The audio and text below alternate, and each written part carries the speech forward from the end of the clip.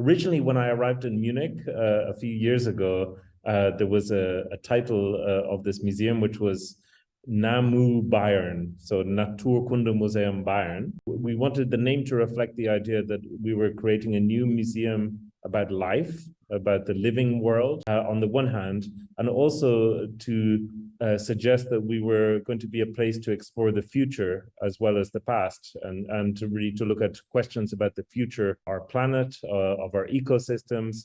So the combination, this word biotopia came up actually in a brainstorming with some scientists, and we thought, oh, this is an interesting idea because it brings you into the future, and it brings you into the question of utopia or dystopia, but it also has the word included in it, biotope, which is a very beautiful word because it kind of encapsulates the idea of a habitat and an ecosystem, and really a place of life. We found that biotopia was a name which could draw people into an imaginary or an imaginative relationship with the future of life. You always talk about the present, the past, and of course the future. Do you work on a, let's say, personal definition of museum, a new definition for biotopia? As you know, there's been a lot of discussion about museum definitions in the last couple of years, ever since the Kyoto meeting of ICOM, the General Assembly in 2019, and a lot of quite heated debate about what should the definition of the museum be. And thankfully now we have a new museum definition from Prague. I think it's good and it's important to have a museum definition. But in some sense, the museum definition has quite a technical role. And it's good to see that some words like accessibility, inclusion, and so on have been brought into the museum definition now, which weren't previously there. On the other hand, I think what we really need is a museum vision. What is our vision for where museums are going? And I think we've had some huge challenges as museums in the last few years, especially with the pandemic, and many of the more innovative and experimental museum projects have suffered hugely, and some have actually had to close down. In terms of biotopia, we are trying to rethink the idea of one particular kind of museum, which has a long history. The Natural History Museum are really an invention of the Industrial Revolution of the 19th century, and they are of this time when on the one hand you celebrated the triumphs of industry, and on the other hand you celebrated nature, which had been captured through colonial projects largely. On the other hand, natural history museums have such important themes, critical topics of our time.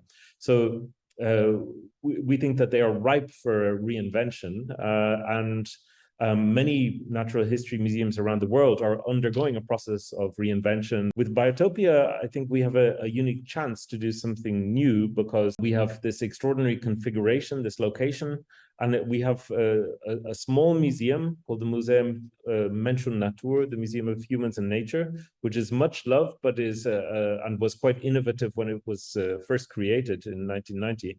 But we have the chance to really think newly about what a museum connecting with nature and biology and life sciences can be for the challenges that we face today, and also drawing on this incredible research landscape around Bavaria. So we have, the headquarters of the Max Planck Society, we have Helmholtz Center, we have Fraunhofer, and this really rich research landscape. And we also have collections. We have very important state natural history collections, approximately 35 million objects, depending on how you count. And for me, these collections are a very interesting opportunity because you have, vast collections relating to biodiversity. So, and you have the chance to bring these into a new context and to say, look, we have a situation right now with insects disappearing in Germany and in Europe. How can we actually bring the collections, but also the scientists behind the collections, who are the experts, into a new kind of conversation with the public about these pressing issues? For me, it's very important that we have museums as physical places that are destinations. And I think it's important for a number of reasons. They are places where you can dwell. They are places where you can spend maybe 2 hours of your time and immersed in this environment where you are present in an embodied way. And I think that is very valuable in our time of increased social fragmentation and isolation. I think museums often under-realize the potential for conversation, for physical embodied conversation. So often they focus on presenting objects, but not enough on stimulating conversations, perhaps around the objects or around the exhibits that they present. And for me, conversation has always been very important. So just to give you a story from my personal experience. So when I was 17 years old, I was traveling through Germany playing music, and I ended up actually in Munich at the Deutsches Museum, and I went to visit it. And I was at a point in my life where I didn't know what I wanted to do with my life, and I was planning to go and continue my studies in music. And I was very impressed by the Deutsches Museum, by all of the, the models of the mines and everything, but nobody talked to me in the entire time I was there. So this vast museum, no conversation. But then just after then, I went back to Ireland on a visit to my family, and I, by chance, met a physicist who talked to me about physics and about black holes and Schrodinger's cat. And it was just a 25-minute conversation, but these were all things I'd never heard about in school. And suddenly I was fascinated. And then I decided that I wanted to study physics as a result of that 25-minute conversation.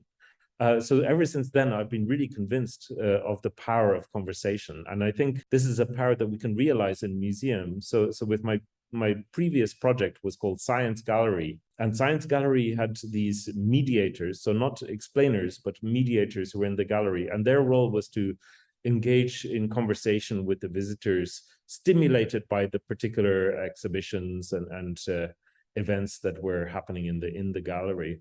And we were really amazed that when we did visitor research, found the most exciting was their conversation with the mediator. So no matter what the exhibition was, it was that conversation that people found the most thrilling experience they would have.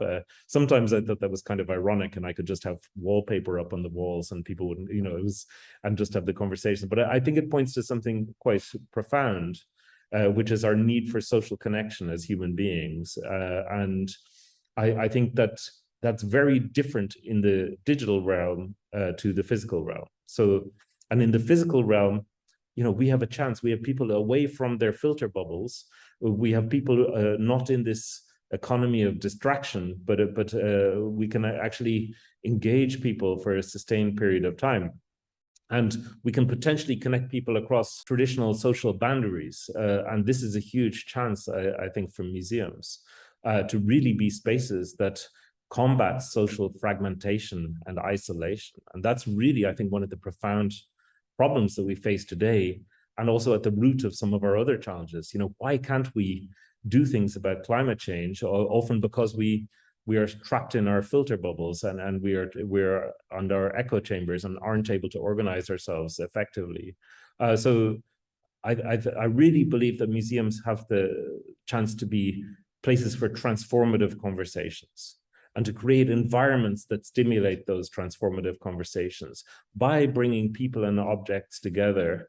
So I'm a big believer in the physical, but of course, we have new tools now that we didn't have before. We have digital tools, and this offers us also a chance to reach different audiences, to connect to people even who can't physically come into the museum, to make content available that we might not be able to make available in the physical location, and also to work with partners who and to get our content to places where people might go in the digital world. So I think there are all sorts of opportunities there, but I'm a big believer in the power of social embodied physical connection between people.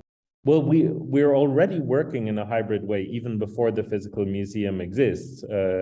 So we have, for example, a project that was created during the pandemic called Dawn Chorus, where because we couldn't bring people to a physical space, we had people in their own homes making recordings of birdsong at sunrise in the early morning, and sharing that worldwide on a sound map, and learning more about their local biodiversity. So in a way, we were bringing the museum experience to them wherever they were, through that project, and allowing the content to be generated by communities around the world. And we are already have, we have a small interim space in Munich called the Biotopia Lab. And it is also a space which, we have the lab at home programs, Biotopia at home, and we are very much underway developing digital programs. For me, in the future museum, what's interesting is to think about the digital layer and how that works with the physical content. So one of the projects I'm quite excited about, we call it Be the Beast. And the idea is that in Biotopia, you can visit the museum as a different species. So you can decide to visit it as a chameleon, or as a fly, or as a rhinoceros, and you can come back again and again as different species. And the museum is organized around behaviors. So we organized around these behavior themes like eating and drinking, seduce and reproduce, sleeping and dreaming, sensing and perceiving. So the idea is that in each area you discover more and more about your species. So if you're a seahorse and you go to the reproduce section, you might discover that as a male seahorse you can give birth, for example. So this is an idea. This will be through a combination of digital and analog techniques that we engage visitors with this. It's in the early stages of planning, and but these kinds of additional layers that one can provide through digital technology, I think, are very exciting, while not reducing the role of the museum as a place for social embodied interaction.